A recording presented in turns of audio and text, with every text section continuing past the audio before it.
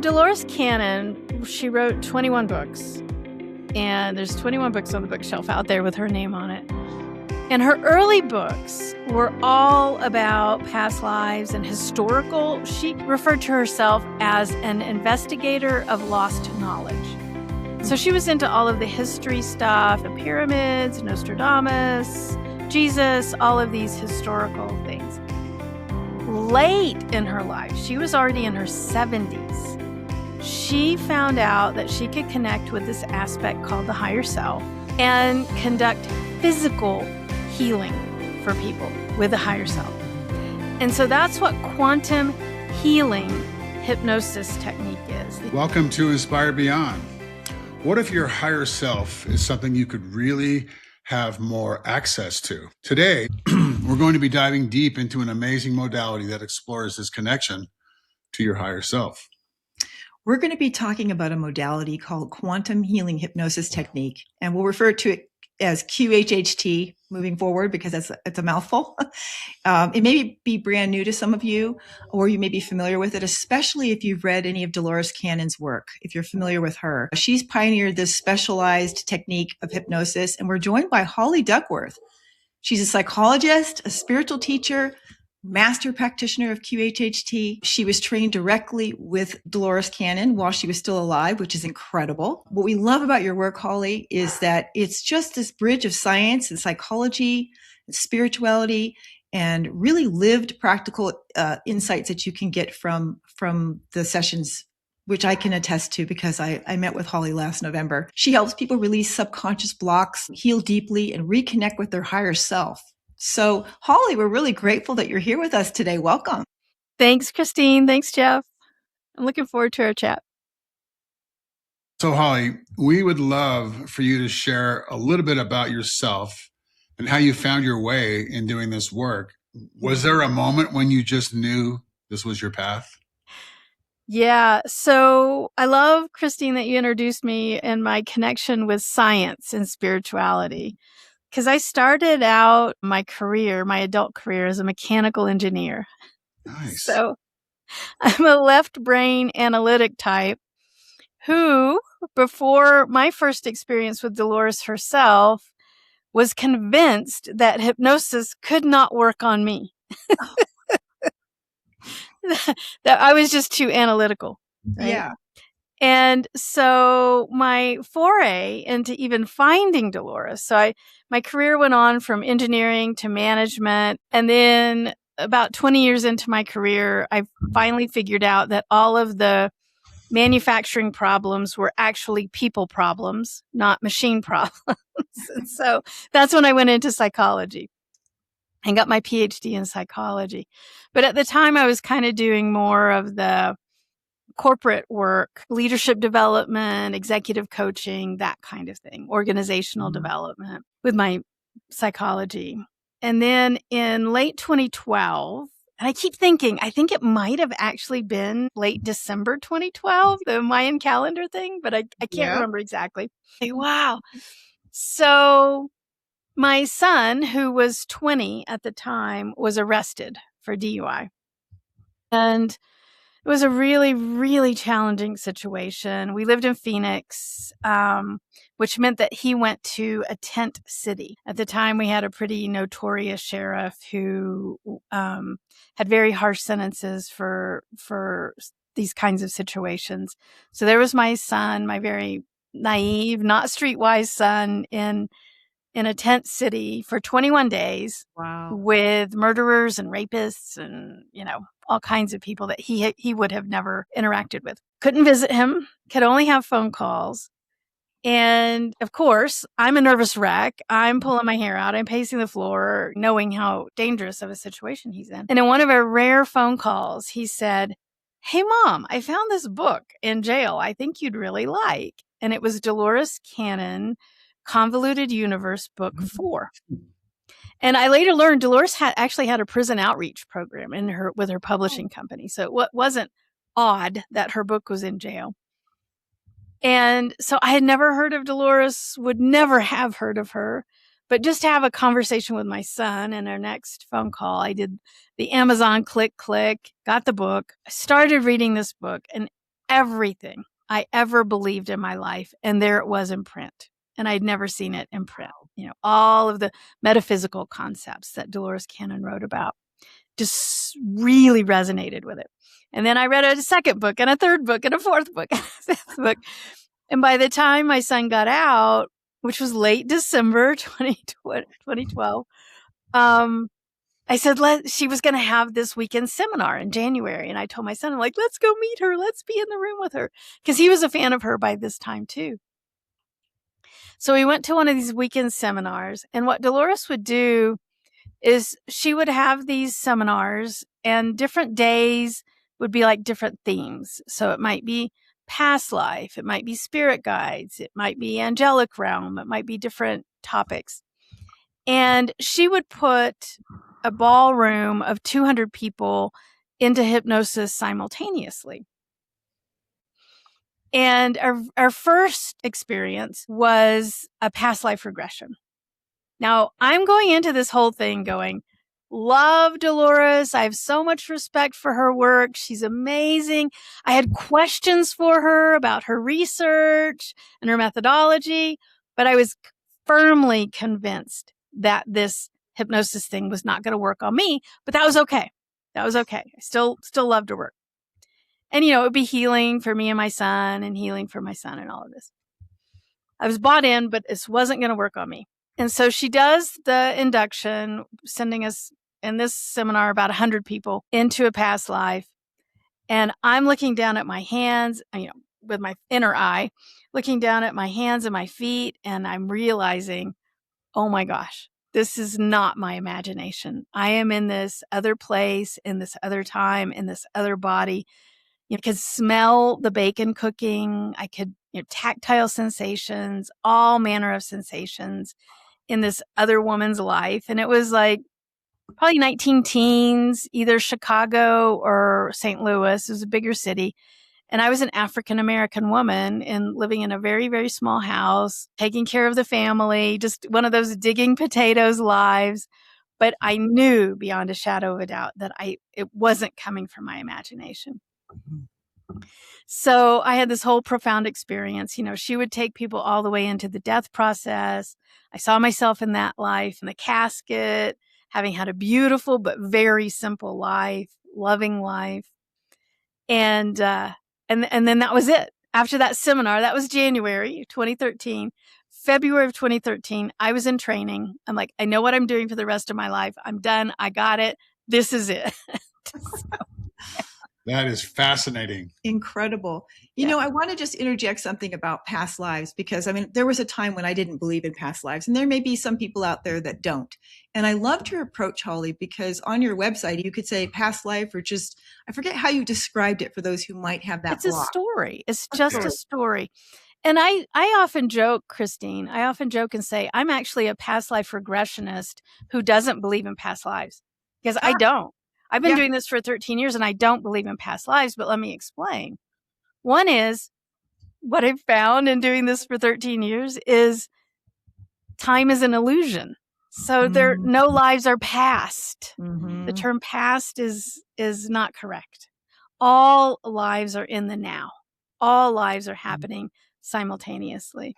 Exactly. And then the other thing is, from the higher self perspective, they don't really see this separation between me and you, or you and Jeff, or me and Jeff. They don't really see us as separate entities. We're aspects of consciousness. Mm-hmm. And so to think this idea of my past life, I was Cleopatra, it's like, that's kind of not how it works, Yeah. From a soul level perspective, the separation soul to soul is more like Jell-O than concrete.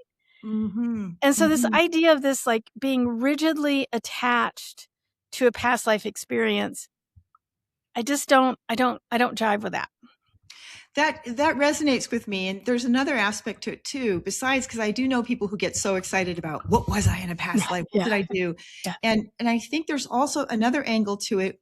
I think it brings some humility and connection to all of humanity when you realize, like, for example, you said you saw yourself as a Black woman. Mm-hmm. You may have been a man in another life. Mm-hmm. you start to see the lines thin out between all of us, and it looks more like we're all souls or, consciousness, like you said. Yes. And I think we treat each other better when we see things that way versus this is my own world and my own life. We're all so connected. So I love that. I had a client many, many, many years ago. He is a gay man. And one of his questions that he brought into his QHHT session, which we kind of need to explain what that is. Oh, yeah, we'll get there. Yeah. But one of his questions was, why did I choose to be gay in this incarnation? Because it had been a challenge for him as a young person. And the higher self said, well, he's been everything else. Oh. So we have to be everything. Our souls want to have every experience. Mm-hmm. I love that. I remember as a child, a young boy sitting, and this is my analogy of these simultaneously happening past lives. I'm sitting in a barber chair and I'm looking at the mirror, and there was a mirror behind me, and it went on, that reflection just went on and on and on and on and on. And I think of that as I believe in past lives. I believe that this isn't the only time we've been here. And the way you explain it, the separation piece, that's very, very interesting. Yeah. Okay. So before we go any deeper with this fun topic, I want you to share with our listeners, our audience. First of all, I think it's a good idea. Who actually comes to you for QHHT? Like, what are they coming for? What are the benefits of it? And then maybe you can share a little bit about how the technique works. Yeah. So Dolores Cannon, she wrote 21 books. And there's 21 books on the bookshelf out there with her name on it. And her early books were all about past lives and historical. She referred to herself as an investigator of lost knowledge. So she was into all of the history stuff, the pyramids, Nostradamus, Jesus, all of these historical things. Late in her life, she was already in her 70s. She found out that she could connect with this aspect called the higher self and conduct physical healing for people with the higher self. And so that's what quantum healing hypnosis technique is. The healing is the operative word there. And her intention was for this to be a physical healing modality. People come to it instead of going to the doctor, they come to QHHT for their cancer, their autoimmune diseases, whatever's going on in their body. And certainly I have a lot of clients that are here for that. Additionally, then people will come in. Primarily, they want to make sure that they're headed in the right path from an incarnate perspective. Am I fulfilling my purpose? Am I fulfilling my lessons? So that's kind of another large group. So healing, purpose. And then another large group is wanting to better understand relationships in their life, especially challenging relationships. Why do I know this person on a soul level? Was there some reason why we, practically killed each other in a relationship? And so that can be another avenue as well. And usually those three things, so a little bit of physical healing, a little bit of purpose, a little bit of understanding all the people around us. The combination of that is usually what people come to QHHT with.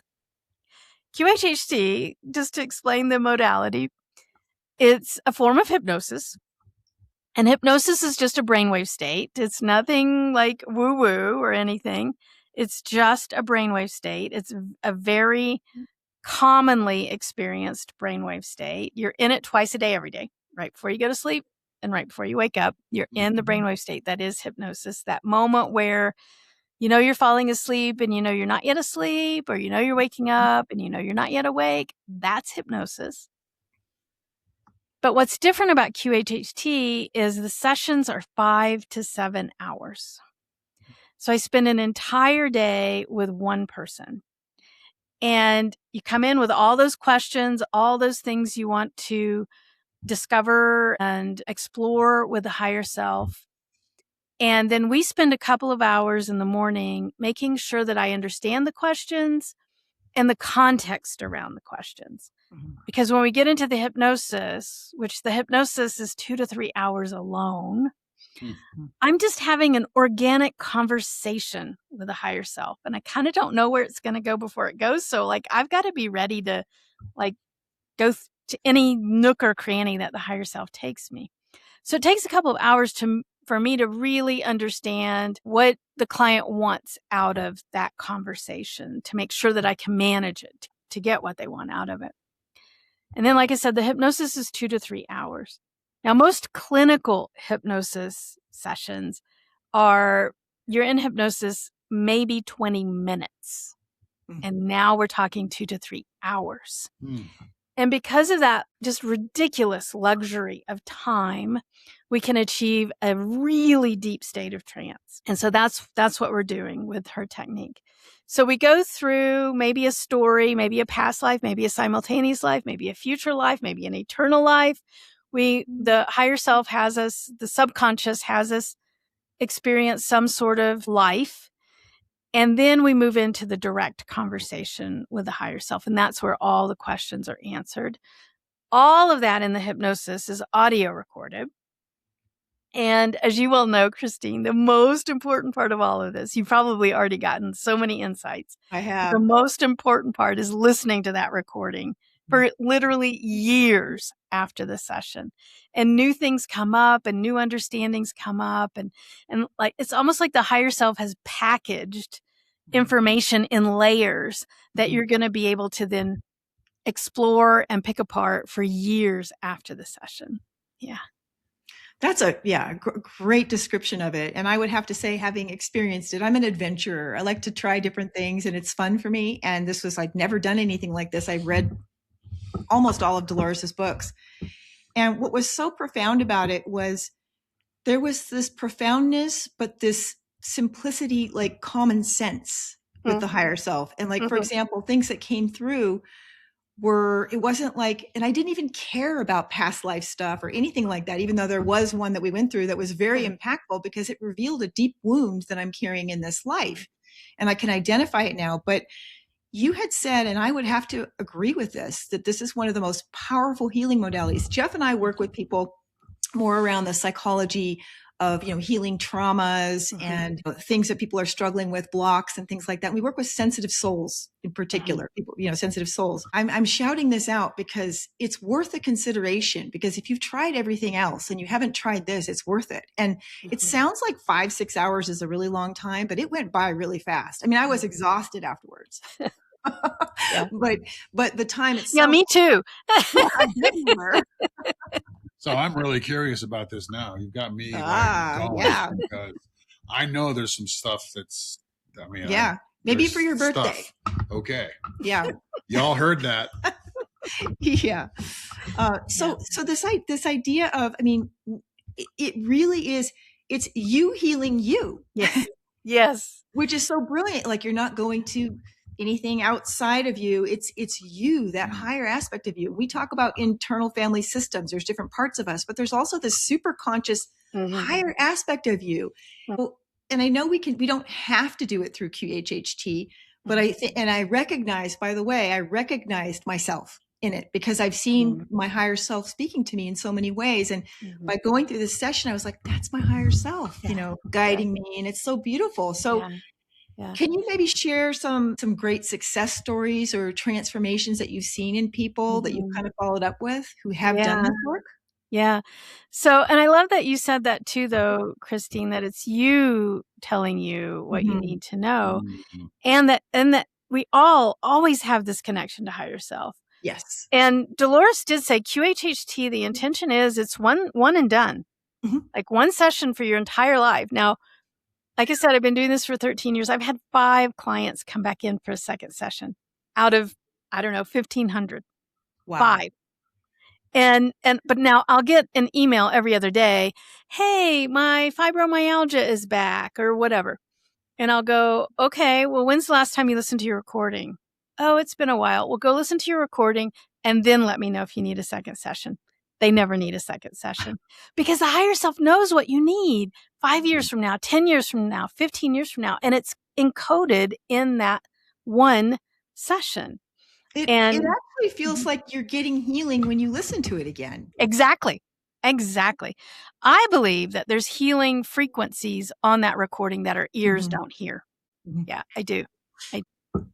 Incredible. Yeah. So one of my favorite healing stories is this one, because it just demonstrates, it's just so profound on so many levels.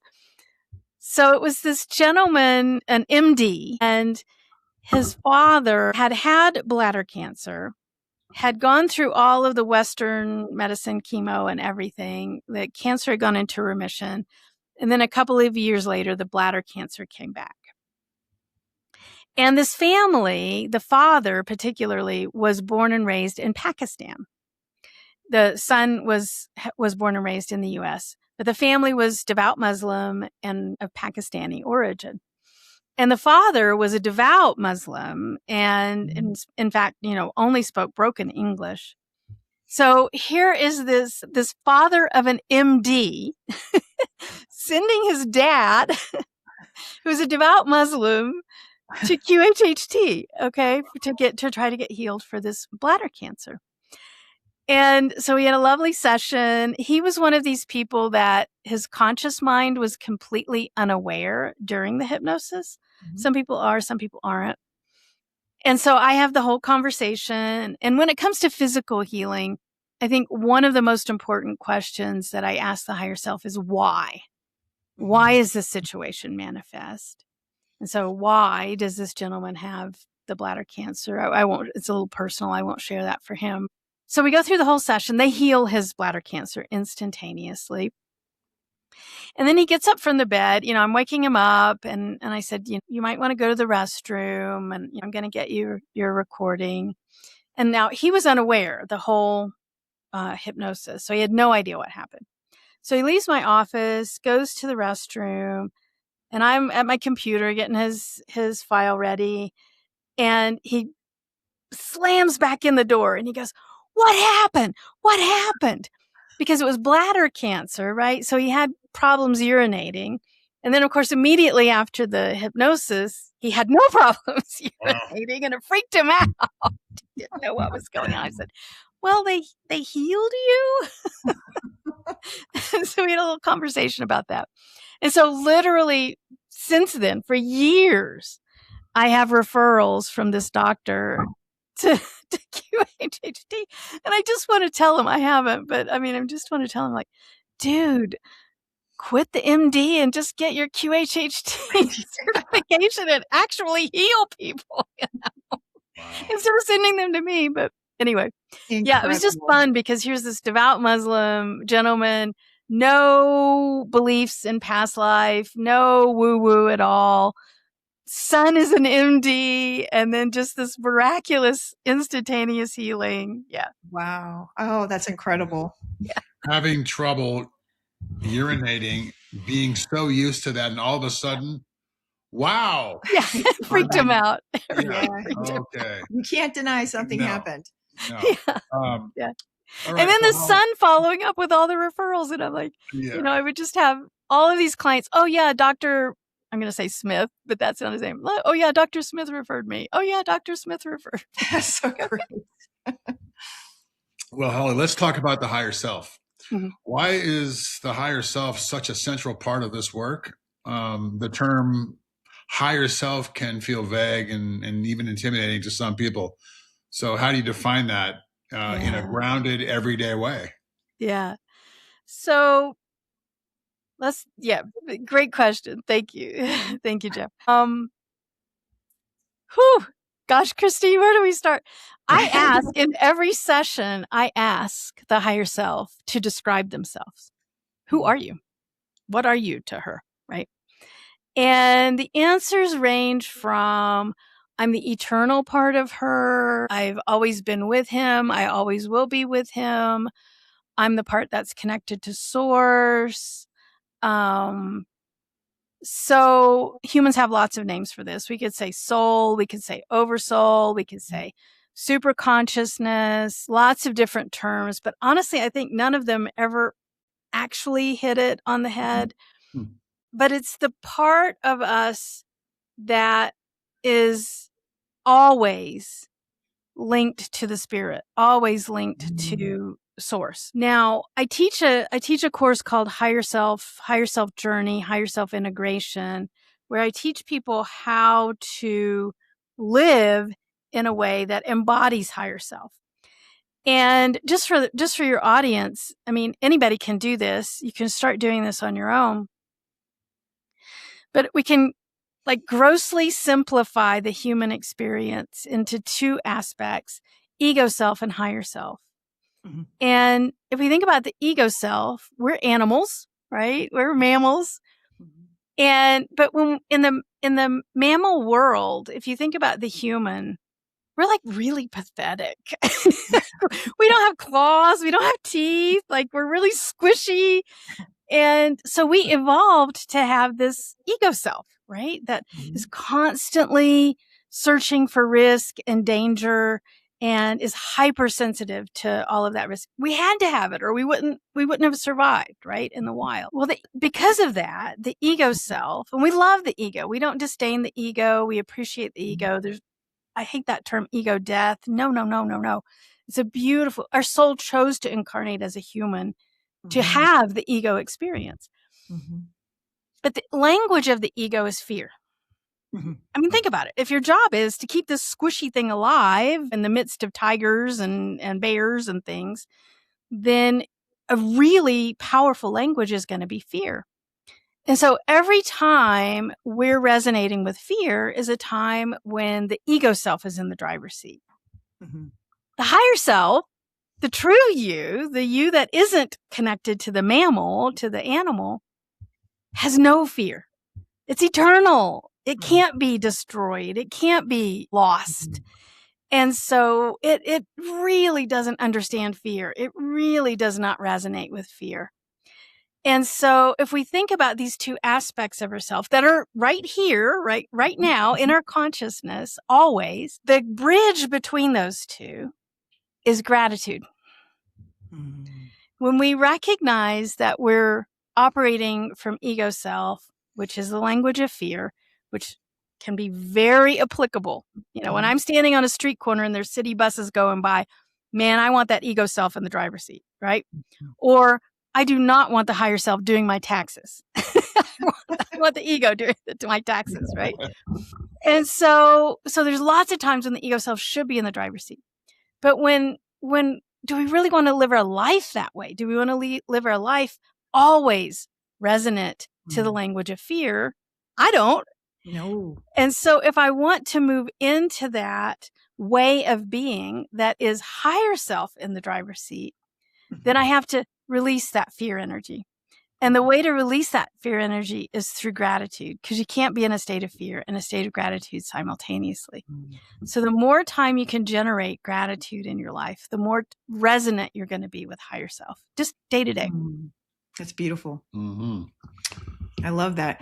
Yeah, I'm curious to see, because you've had so many sessions with so many people's higher self. There's really something that I've been exploring a lot, because it's not like this ego death thing. It's this integration. Yes.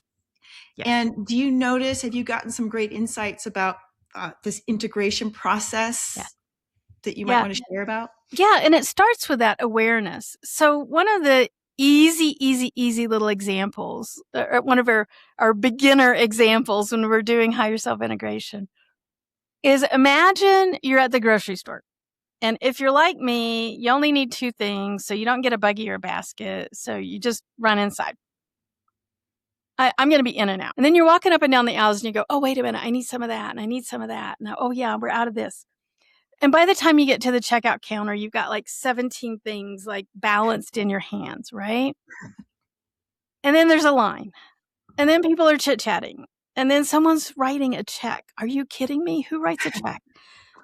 And it seems like the line's going slower and slower. And you're sitting there, you're like, and maybe you're late for your dental appointment. And you're like, gee, hurry up, people. Right? And you get frustrated and angry and impatient and all of these fear-oriented things, right? Well, step one is recognize, oh, I'm in a state of fear right now. Do I want to live my life in a state of fear? No. Well, here I am here's the moment, right? Here's my life in this grocery store line. okay, how do I get out of fear and get back into love? Okay, gratitude. Holly said gratitude. Let's see if this works. And I'm standing there in the same moment, the same situation, and I go, wow, I'm going to share all this delicious food with my family or my friends. And I have the resources, right? I'm just going to swipe my card and it's going to be easy. I don't have to worry about it. And I had 5 different yogurts to choose from. Like, what kind of abundance is this, right? 5 different yogurts? Are you kidding me? That's like ridiculous abundance. And so I can sit there and generate then this moment of gratitude for myself. And suddenly the frustration, the impatience, the anger, it's gone. And now the higher self is in the driver's seat, because again, that internal peace, that internal confidence, that resoluteness, that complete lack of fear, that's the higher self. That's the higher self driving the human experience in that moment. And because we live in a place of free will, this is a dimension of free will, the higher self will not override that ego, right? They give you the free will to have the ego experience if you want it. So you have to be the operative part that then releases the fear and brings the higher self in. I think that's a really important point, because you're not at the mercy of whatever situation that you're in, but you do have to choose differently if you want to. Yeah. So this brings me to a point when we moved here at a certain time of the day, when I got off the freeway coming from Santa Fe. It's an hour drive. I'm stuck in traffic for bumper to bumper traffic for maybe 20, 25 minutes. And I have to remember what you just said about, okay, so I'm in this car, I'm going nowhere, and this guy in front of me is on the phone, and there's people have moved ahead, and he's still looking at his phone and holding up the mile-long line. So thank you for that, because I have to remember to be grateful for that. In some way, shape, or form. I'm going to figure that out. Yeah, absolutely. I'm in a beautiful vehicle. It's safe. I have climate control. I mean, I can listen to whatever I want on the satellite, I mean, yeah. Because Holly's got some really exciting things coming up that I want to make sure we share. I'd love to hear that. Especially your retreat in France. Yes. We'd love to hear you share a little bit about some of the exciting things that you're doing. Yeah. So I'll point people to the books. So I wrote a trilogy. They're all based on QHHT sessions.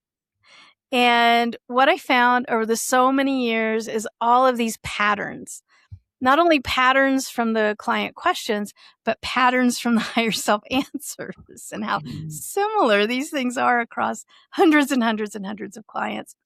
And the trilogy, the higher self intends the trilogy to be read in order. And so the first in the trilogy is a book called Finding Purpose, Surprising Wisdom from the Higher Self. And this is about life purpose, life lessons, and how to commune with the higher self. And so that's a fun one. And then the second one in the trilogy is Finding Forgiveness, Surprising Healing from the Higher Self. And the higher self uses forgiveness so many times for physical healing, right? But everybody tells you need to forgive, and nobody tells you how to forgive. And so this book is a how-to on forgiveness. It's a 4-step process that the higher self gifted me with. And so it's a how-to on forgiveness. And that's how we physically heal. And then the last one that just came out in this last year is Finding Gratitude, Surprising Growth from the Higher Self. And it's what we were just talking about, how living in a state of gratitude actually accelerates and amplifies our soul growth, which the point of even having an incarnation is soul growth. So how you show up to how you live actually helps your own soul and your soul's growth. I didn't know that before QHHT, so I wanted to share that with everybody. Beautiful. And those 3 books are on Amazon in paperback, they're on Audible, and they're on Kindle. So you can kind of get them any way you want. And then the other things coming up. So I'm having a retreat in Sedona. The details are still not out there yet, but it's August 7th through 9th. Yes, it's going to be hot. But we'll be inside doing lots of spiritual journeys and hypnosis, and it's focused. So Jeff, this might be the one for you. It's focused on the divine masculine. which we really need right now. Yes. We need the masculine to become divine masculine. And so we're going to be focused on expressing that. And women have the divine masculine in them as well as men having the divine feminine. So, but the whole focus of that retreat is going to be the divine masculine.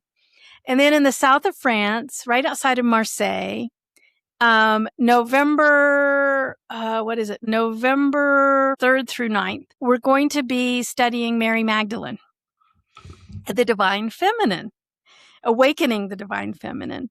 And so we're going to be in a tiny little chalet right outside of Marseille. And we're going to actually travel to the caves, the cave where she spent the last 30 years of her life in contemplation. We're going to visit the beach where her and her entourage landed when they escaped the Middle East from persecution. And then we're going to study her gospel, the Gnostic gospel of Mary Magdalene. And we're going to do a lot of hypnosis, spiritual journeying for the participants to find out they have a life that is connected somehow to Jesus and the apostles and the divine feminine.